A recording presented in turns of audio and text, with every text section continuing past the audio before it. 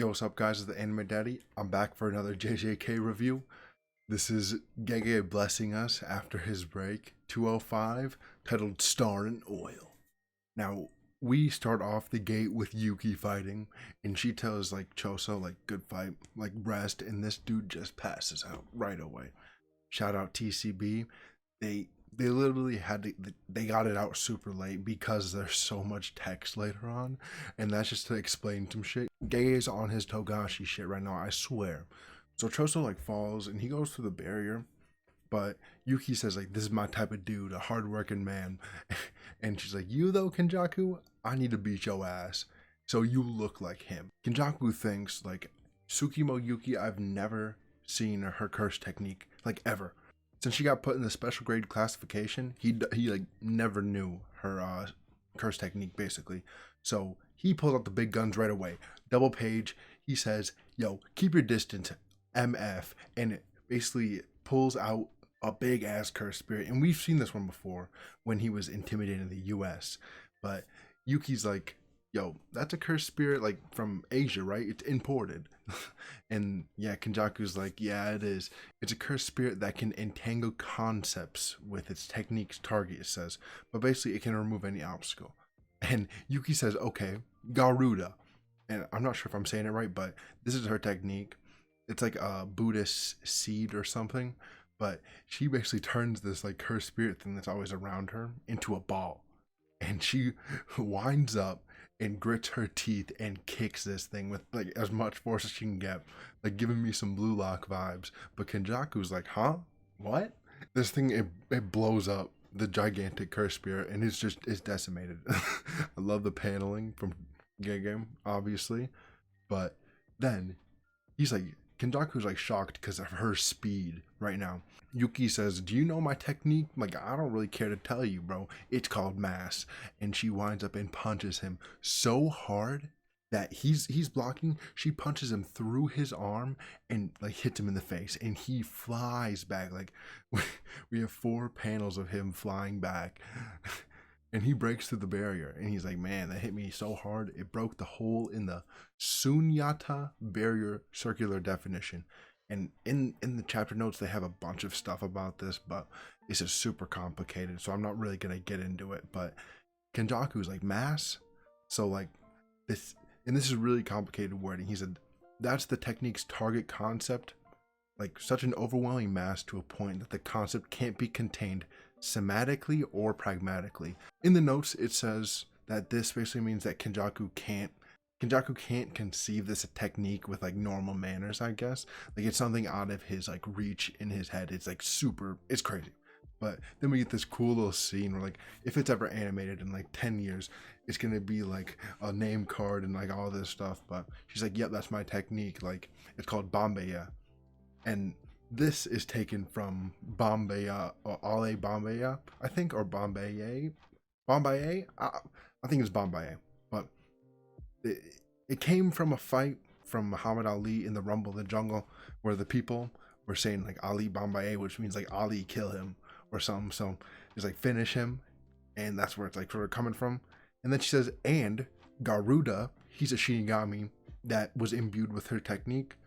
So I'm guessing he has he's super heavy, but he can float in some way. And she says this is the only other target that has been affected by Bombay besides me. Kenjaku thinks that she hasn't gotten any slower, so the technique must not affect her, and that since she can ignore these concepts, none of my high grade curse spirits are gonna work. And just by myself, can I defeat this beast? And I love this panel. She's just a monster. But I love Yuki. I already love her at this point. She's amazing. And then we go into her head, and she's thinking about what is Kenjaku's other technique that he used to stop Choso's supernovas, and she's like, it's gravity. And she is long-winded, but she basically says that he has some other curse technique besides the Ghettos and the body hopping one, so it must be gravity. And he must be able to only use techniques that he extracted from with Uzumaki, so idle transfiguration, he can only use those one time. That's why he hasn't used it again.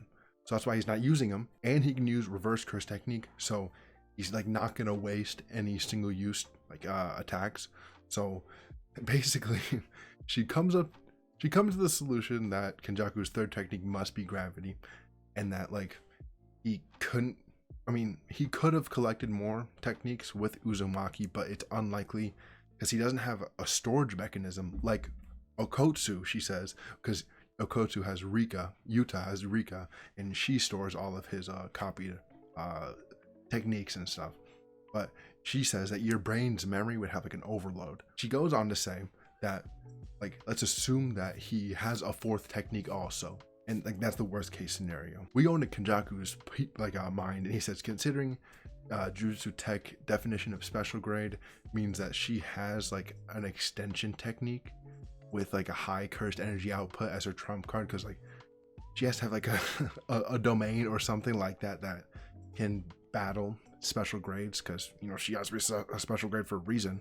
But they both say like what a pain, because this is going to be an annoying fight. So she thinks that like according to the plan, like I'm just going to get Kenjaku to expand his domain, corner him, then once the after effects happen, because after you do a domain you usually can't use cursed techniques or they're going to be weak after, she's going to like get him and beat his ass basically at that point. She's like, I still have my boy Garuda, so I can still win. She says like to get this plan to work, I'll have to chip away at Kenjaku and reduce the intensity of his domain, because I mean this is basically stating that she can hamper domain expansion effects, I'm gonna guess, but we hear no. And Kenjaku, he puts his hands together in a sign that looks like a domain expansion. And he says our cursed techniques aren't suited to fight each other. So like you haven't pulled out your domain yet, so that must mean you're not confident in a domain battle. So Yuki's like, uh-oh. And we get to see domain expansion, all enveloping Garb Hadahatsu. I did say that a few times. It's really hard to say, but we see this insane like tribal like people sitting on their hands and knees, and then like souls coming out with others like I don't know how to explain it, but Yuki's like, oh, it's time, and she yells for Tengen, and Kenjaku's like, huh? Like what? And Tengen's like, uh-oh, will I be able to make it in time? And it's like, what? Okay, so they have a plan. Kenjaku has a plan. We don't know what's going on. The end note says Kenjaku quickly expands his domain. What are these two planning? No break next week, and look at these chapter notes.